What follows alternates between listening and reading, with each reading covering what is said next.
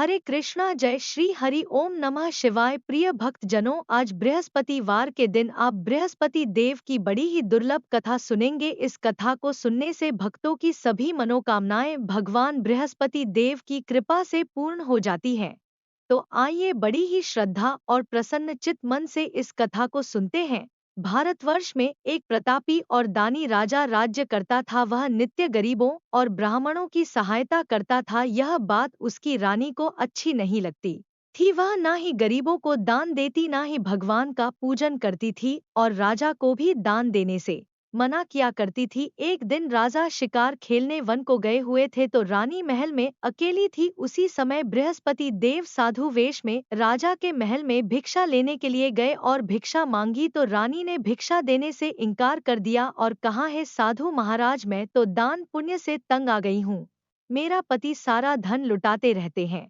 मेरी इच्छा है कि हमारा धन नष्ट हो जाए, फिर ना रहेगा, बांस ना बजेगी बांसुरी। साधु ने कहा, देवी तुम तो बड़ी विचित्र हो। धन संतान तो सभी जाते हैं, पुत्र और लक्ष्मी तो पापी के घर भी होने चाहिए। यदि तुम्हारे पास अधिक धन है तो भूखों को भोजन दो, प्यास के लिए प्याऊ बनवाओ, मुसाफिरों के लिए धर्मशालाएं खुलवा हो। जो निर्धन अपनी कुंवारी कन्याओं का विवाह नहीं कर सकते उनका विवाह करा दो। ऐसे और कई काम हैं जिनके करने से तुम्हारा यश लोक और परलोक में फैलेगा। परंतु रानी पर उपदेश का कोई प्रभाव नहीं पड़ा। वह बोली, महाराज आप मुझे कुछ ना समझाएं, मैं ऐसा धन नहीं चाहती जो हर जगह बांटती फिरूं। साधु ने उत्तर दिया, यदि तुम्हारी ऐसी इच्छा है तो तथास्तु।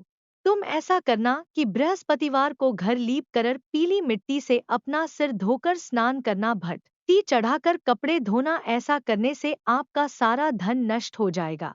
इतना कहकर वह साधु महाराज वहां से आलोक हो गए और साधु के अनुसार कहीं बातों को पूरा करते हुए रानी को केवल 3 बृहस्पतिवार ही बीते थे कि उसकी समस्त धन संपत्ति नष्ट हो गई। जन के लिए राजा का परिवार तरसने लगा। तब एक दिन राजा ने रानी से बोला कि हे रानी, तुम यहीं रहो, मैं दूसरे देश को जाता हूँ, क्योंकि यहाँ पर सभी लोग मुझे जानते हैं, इसलिए मैं कोई छोटा कार्य नहीं कर सकता। ऐसा कहकर राजा परदेश चला गया। वहां वह जंगल से लकड़ी काट कर लाता और शहर में बेचता था। इस तरह वह अपना जीवन व्यतीत करने लगा। इधर राजा के परदेश जाते ही रानी और दासी दुखी रहने लगी। एक बार जब रानी और दासी को 7 दिन तक बिना भोजन के रहना पड़ा तो रानी ने अपनी दासी से कहा, है दासी, पास ही के नगर में मेरी बहन रहती है, वह बड़ी धनवान है, तू उसके पास जा और कुछ लेकर आ ताकि थोड़ा बहुत गुजार बसर हो सके। रानी दासी की बहन के पास गई। उस दिन गुरुवार था और रानी की बहन उस समय बृहस्पतिवार व्रत की कथा सुन रही थी। दासी ने रानी की बहन को अपनी रानी का संदेश दिया, लेकिन रानी की बड़ी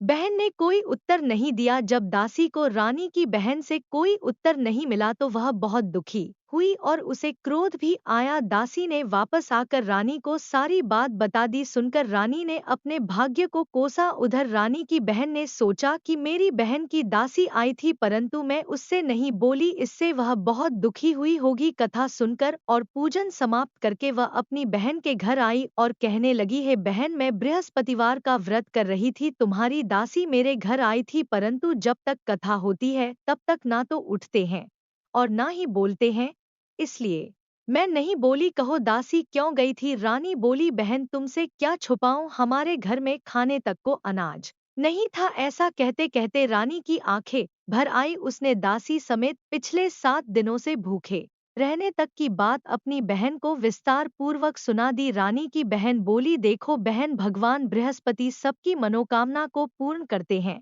देखो शायद तुम्हारे घर में अनाज रखा हो। पहले तो रानी को विश्वास नहीं हुआ पर बहन के आग्रह करने पर उसने अपनी दासी को अंदर भेजा तो उसे सचमुच अनाज से भरा एक घड़ा मिल गया। यह देखकर दासी को बड़ी हैरानी हुई। दासी रानी से कहने लगी, है रानी, जब हमको भोजन नहीं मिलता तो हम व्रत ही तो करते हैं, इसलिए क्यों ना इनसे व्रत और कथा की विधि पूछ ली जाए ताकि हम भी व्रत कर सके। तब रानी ने अपनी बहन से बृहस्पतिवार व्रत के बारे में पूछा। उसकी बहन ने बताया, बृहस्पतिवार के व्रत में चने की दाल और मुनक्का से विष्णु भगवान का केले की जड़ में पूजन करें तथा दीपक जलाए, व्रत कथा सुने और पीला भोजन ही करें, इससे बृहस्पति देव प्रसन्न होते हैं और व्रत और पूजन विधि बताकर रानी की बहन अपने घर को लौट गई। 7 दिन के बाद जब गुरुवार आया तो रानी और दासी ने व्रत रखा, घुड़साल में जाकर चना और गुड़ लेकर आई, फिर उससे केले की जड़ तथा विष्णु भगवान का पूजन किया। अब पीला भोजन कहाँ से आए, इस बात को लेकर दोनों बहुत दुखी थी, क्योंकि उन्होंने व्रत रखा था, इसलिए बृहस्पति देव उनसे प्रसन्न थे। इसलिए वे एक साधारण व्यक्ति का रूप धारण करके 2 थालों सुंदर पीला भोजन दासी को दे गए। भोजन पाकर दासी बहुत प्रसन्न हुई और फिर रानी के साथ मिलकर भोजन ग्रहण किया। उसके बाद वे सभी गुरुवार को व्रत और पूजन करने लगी। बृहस्पति भगवान की कृपा से उनके पास फिर से धन संपत्ति आ गई, परंतु रानी फिर से पहले की तरह आलस्य करने लगी। तब दासी बोली, देखो रानी, तुम पहले भी इस प्रकार आलस्य करती थी, तुम्हें धन रखने में कष्ट होता था, इस कारण सभी धन नष्ट हो गया, और अब जब भगवान बृहस्पति की कृपा से धन मिला है तो तुम्हें फिर से आलस्य होता है। रानी को समझाते हुए दासी कहती है कि बड़ी मुसीबतों के बाद हमने यह धन पाया है, इसलिए हमें दान पुण्य करना चाहिए, भूखे मनुष्यों को भोजन कराना चाहिए और धन को शुभ कार्यों में खर्च करना चाहिए, जिससे तुम्हारे कुल का यश बढ़ेगा, स्वर्ग की प्राप्ति होगी और पितृ प्रसन्न होंगे। दासी की बात मानकर रानी अपना धन शुभ कार्यों में खर्च करने लगी, जिससे पूरे नगर में उसका यश फैलने लगा। उधर एक दिन राजा दुखी होकर जंगल में एक पेड़ के नीचे आसन जमाकर बैठ गया। वह अपनी दशा को याद करके व्याकुल होने लगा। बृहस्पतिवार का दिन था। एकाएक उसने देखा कि निर्जन वन में एक साधु प्रकट हुए। वह साधु वेश में स्वयं बृहस्पति देवता थे। लकड़हारे के सामने आकर बोले, हे लकड़हारे, इस सुनसान जंगल में तू इतना चिंताम क्यों बैठा है? लकड़हारे ने दोनों हाथ जोड़कर प्रणाम किया और उत्तर दिया, महात्मा जी, आप सब कुछ जानते हैं, मैं क्या कहूँ?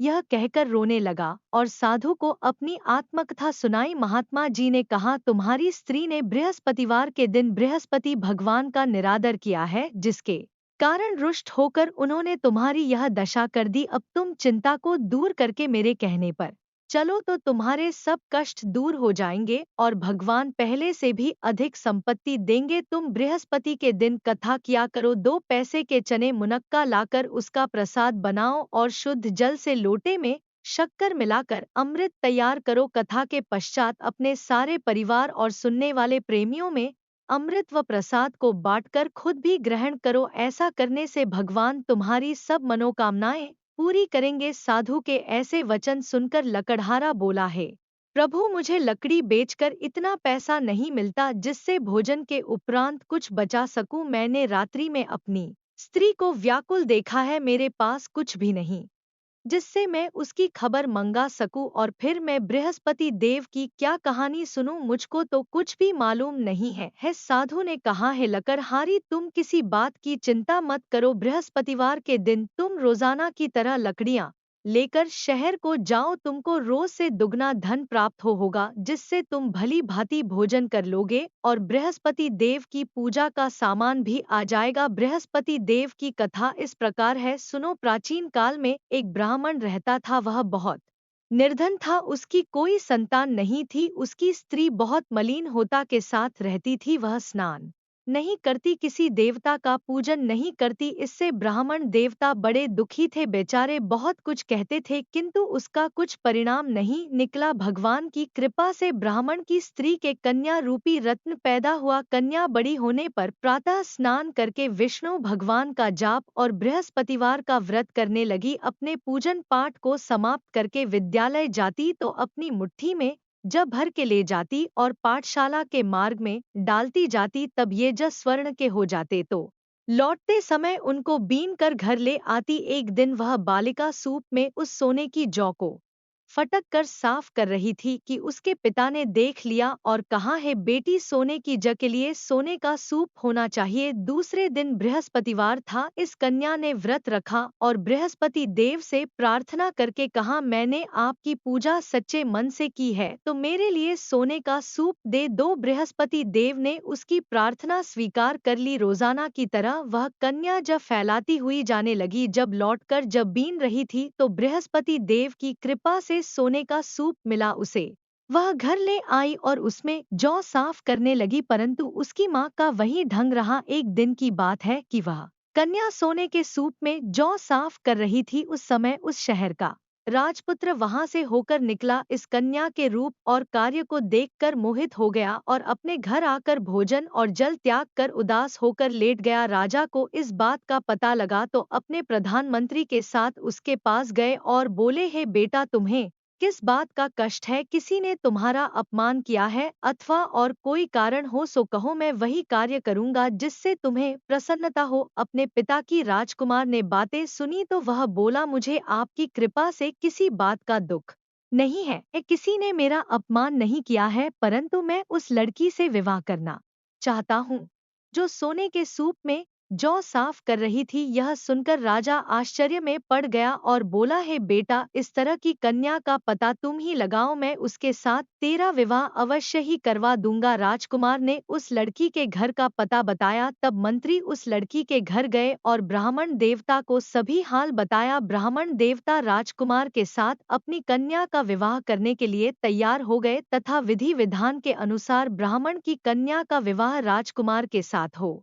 गया। कन्या के घर से जाते ही पहले की भांति उस ब्राह्मण देवता के घर में गरीबी का निवास हो गया। अब भोजन के लिए भी अन्य बड़ी मुश्किल से मिलता था। एक दिन दुखी होकर ब्राह्मण देवता अपनी पुत्री के पास गए। बेटी ने पिता की दुखी अवस्था को देखा और अपनी माँ का हाल पूछा। तब ब्राह्मण ने भी सभी हाल कहा। कन्या ने बहुत सा धन देकर अपने पिता को विदा कर दिया। इस तरह ब्राह्मण का कुछ समय सुख पूर्वक व्यतीत हुआ। कुछ दिन के बाद फिर वही हाल हो गया। ब्राह्मण फिर अपनी कन्या के यहाँ गया और सारा हाल कहा तो लड़की बोली, है पिताजी, आप माताजी को यहाँ ले आओ, मैं उन्हें विधि बता दूंगी जिससे उनकी गरीबी दूर हो जाए। वह ब्राह्मण देवता अपनी स्त्री को साथ लेकर पहुंचे तो अपनी माँ को समझाने लगी कि हे माँ, तुम प्रातः काल प्रथम स्नान आदि करके विष्णु भगवान का पूजन करो तो सब दरिद्रता दूर हो जाएगी। परंतु उसकी माँ ने एक भी बात नहीं मानी और प्रातः काल उठकर अपनी पुत्री के बच्चों की जूठन को खा लिया। इससे उसकी पुत्री को भी बहुत गुस्सा आया। उसने एक रात को एक कोठरी से सारा सामान निकाल दिया और अपनी माँ को उसमें बंद कर दिया। प्रातः उसमें से उसे निकाला तो स्नान आदि करा के पूजा पाठ करवाया तो उसकी माँ की बुद्धि ठीक हो गई। इसके बाद वह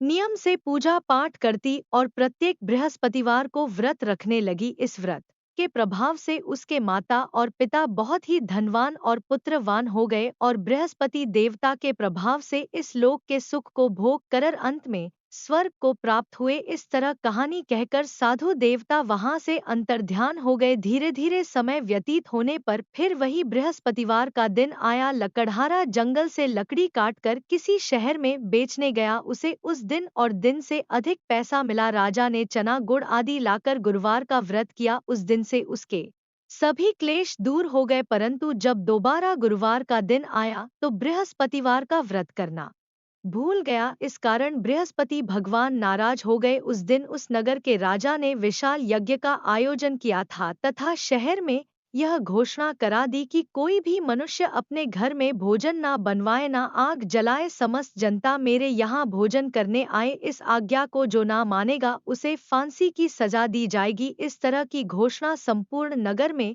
करवा दी गई। राजा की आज्ञा के अनुसार शहर के सभी लोग भोजन करने गए, लेकिन लकड़हारा कुछ देर से पहुंचा, इसलिए राजा उसको अपने साथ घर लेकर गए और ले जाकर भोजन करा रहे थे तो रानी की दृष्टि उस खूंटी पर पड़ी जिस पर उसका हार लटका हुआ था। वह वहां पर दिखाई नहीं दिया।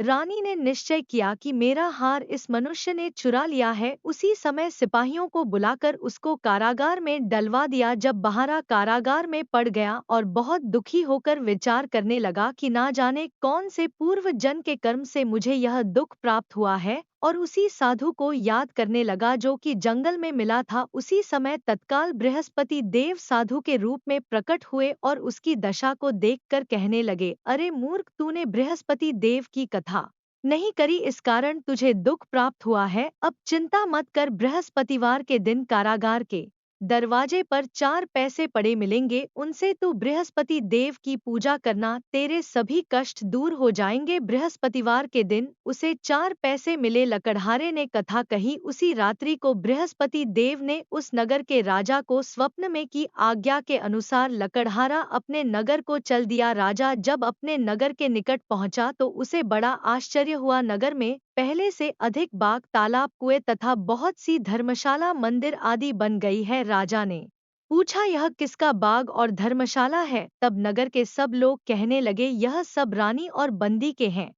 तो राजा को आश्चर्य हुआ और गुस्सा भी आया। जब रानी ने यह खबर सुनी कि राजा आ रहे हैं, तो उन्होंने दासी से कहा, है दासी, देख राजा हमको कितनी बुरी हालत में छोड़ गए थे। हमारी ऐसी हालत देखकर वह लौट ना जाए, इसलिए तू दरवाजे पर खड़ी हो जा। आज्ञा के अनुसार दासी दरवाजे पर खड़ी हो गई। राजा आए तो उन्हें अपने साथ लेकर आई। तब राजा ने क्रोध करके अपनी रानी से पूछा कि यह धन तुम्हें कैसे प्राप्त हुआ है? तब उन्होंने कहा, हमें यह सब धन बृहस्पति देव के इस व्रत के प्रभाव से प्राप्त हुआ है। राजा ने निश्चय किया कि 7 रोज बाद तो सभी बृहस्पति देव का पूजन करते हैं, परंतु मैं प्रतिदिन दिन में 3 बार कहानी और रोज व्रत क्या करूंगा। अब हर समय राजा के दुपट्टे में चने की दाल बंदी रहती और दिन में 3-3 बार कहानी कहते। एक रोज राजा ने विचार किया कि चलो अपनी बहन के यहाँ हो आवे। इस तरह निश्चय करके राजा घोड़े पर सवार होकर अपनी बहन के यहाँ को चलने लगा। मार्ग में उसने देखा कि कुछ आदमी मुर्दे को लिए जा रहे हैं।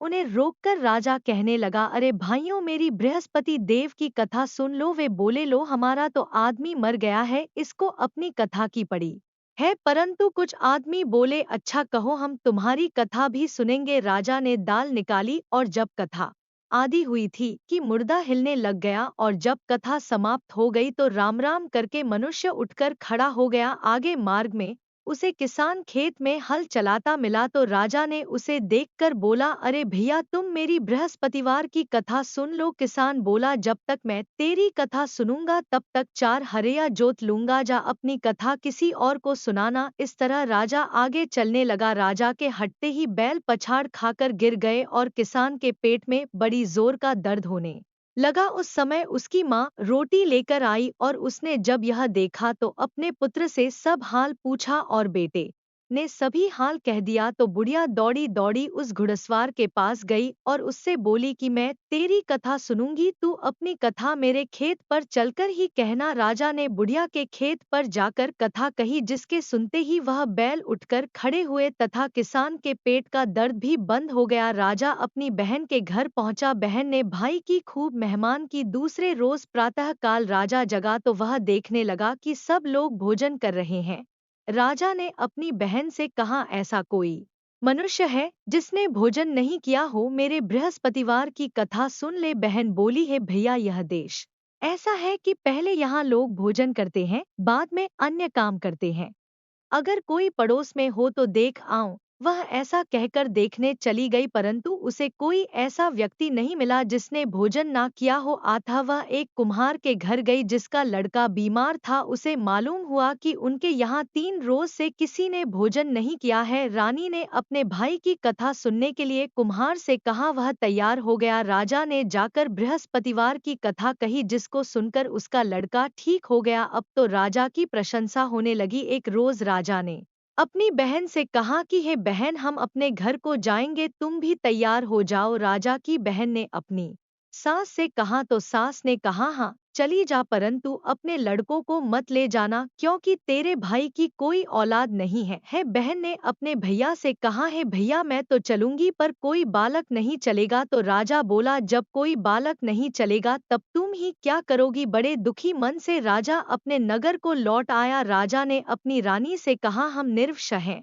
हमारा मुंह देखने का धर्म नहीं है और कुछ भोजन आदि नहीं किया है। रानी बोली, है प्रभु, बृहस्पति देव ने हमें सब कुछ दिया है, वह हमें औलाद अवश्य देंगे। उसी रात को बृहस्पति देव ने राजा से स्वप्न में कहा, है राजा, उठो, सभी सोच त्याग दो, तेरी रानी गर्भ से है। राजा को यह बात सुनकर बड़ी खुशी हुई। 9 महीने में उसके गर्भ से एक सुंदर पुत्र पैदा हुआ। तब राजा बोला, है रानी, स्त्री बिना भोजन के रह सकती है पर बिना कहे नहीं रह सकती। जब मेरी बहन आएगी तुम उससे कुछ मत कहना। रानी ने सुनकर हाँ कर दिया। जब राजा की बहन ने यह शुभ समाचार सुना तो वह बहुत खुश हुई और बधाई लेकर अपने भाई के यहाँ आई। तभी रानी ने कहा, घोड़ा चढ़कर तो नहीं आई है, गधा चढ़कर आई है। राजा की बहन बोली, भाभी मैं इस प्रकार ना कहती तो तुम्हें औलाद कैसे मिलती।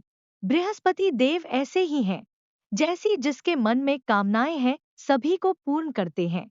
जो सद्भावना पूर्वक बृहस्पतिवार का व्रत करता है एवं कथा पढ़ता है अथवा सुनता है, दूसरों को सुनाता है, बृहस्पति देव उनकी सभी मनोकामनाएं पूर्ण करते हैं। बृहस्पति देव उनकी सदैव रक्षा करते हैं। जो संसार में सद्भावना और सच्चे हृदय से बृहस्पति देव का पूजन करते हैं उनकी सभी मनोकामनाएं उसी प्रकार पूर्ण होती है जैसे राजा और रानी ने बृहस्पति देव की कथा का गुणगान किया। उनकी सभी इच्छाएं बृहस्पति देव ने पूर्ण की। मनुष्य को हृदय से उनका मनन करते हुए जयकारा करना चाहिए। तो प्रेम से बोलिए, बृहस्पति देव की जय, विष्णु भगवान की जय, समस्त देवी देवताओं की जय। अब आप भगवान बृहस्पति देव की आरती श्रवण कीजिए। ओम जय बृहस्पति देवा, ओम जय बृहस्पति देवा, छिन्न चिन्ह भोग लगाओ कदली फल मेवा। ओम जय बृहस्पति देवा, तुम पूर्ण परमात्मा, तुम अंतर्यामी जगत पिता जगदीश्वर, तुम सबके स्वामी। ओम जय बृहस्पति देवा, चरणामृत निज निर्मल, सब पातक हरता, सकल मनोरथ दायक, कृपा करो भरता। ओम जय बृहस्पति देवा, तन मन धन अर्पण कर जो जन शरण पड़े प्रभु प्रकट तब होकर आकर द्वार खड़े। ओम जय बृहस्पति देवा, दीन दयाल दयानिधि, भक्तन हितकारी, पाप दोष सब हरता, भव बंधन हारी। ओम जय बृहस्पति देवा, सकल मनोरथ दायक, सब संशय तार, विषय विकार मिटाओ, संतन सुख का। ओम जय बृहस्पति देवा, जो कोई आरती तेरी प्रेम सहित गावे, ज्येष्ठ आनंद बन सो निश्चय ही पावे। ओम जय बृहस्पति देवा, ओम जय बृहस्पति देवा, प्रेम से बोलिए भगवान बृहस्पति देव की जय, बोलिए भगवान श्री लक्ष्मी नारायण जी की जय। आपको आज की कथा पसंद आए, आरती पसंद आए तो वीडियो को लाइक कीजिएगा, शेयर कीजिएगा, कमेंट में